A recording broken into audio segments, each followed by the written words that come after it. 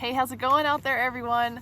I am in the beautiful, amazing Black Hills of South Dakota, and I'm here for a retreat.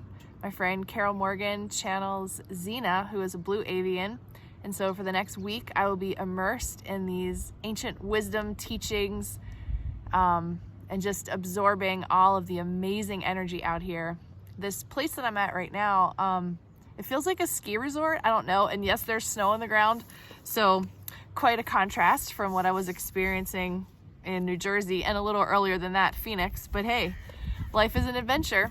So let's go ahead and do lesson 143. We're still in a review period.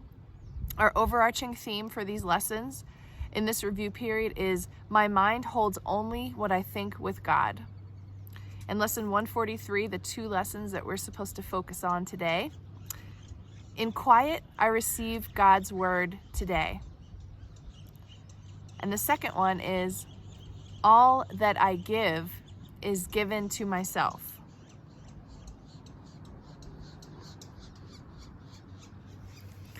Shouldn't be too hard to feel into both of those up here for me. All right, so let's see what a year of forgiveness has to say about lesson 143. My mind holds only what I think with God. You are blessed beings indeed. I am that one you know as Jesus. As you worry about how to do these lessons, it is important to remember that you have had over 100 lessons of training already, and you have surely figured out what format works for you. We are giving you a little bit of self-responsibility here, like training wheels on a bike. The first time your parent lets go of the saddle of your bike and you're on your own, it feels a little wobbly, but the training wheels are there. You have had enough experience to go back to another lesson, follow the directions there for examples. Eventually, you take off your training wheels. These lessons will be done, and then you have the entire 24 hours of your day to yourself to decide, what am I going to do with my mind? How am I going to use these lessons? We want to reassure you, as you perhaps flounder a little bit today, that you will have no problem figuring it out. You will have found some of the lessons that really resonate with you and have become thoughts inside your mind. You have days when you struggle from being triggered into the ego's thought system.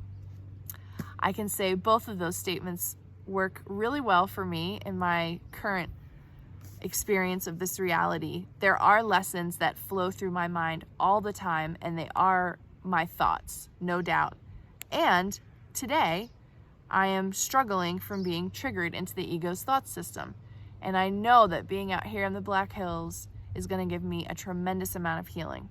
So no matter how many times you've gone through the lessons or what life is presenting you with, it makes sense that you both have lots and lots of Course in Miracles lessons flowing through your mind all the time.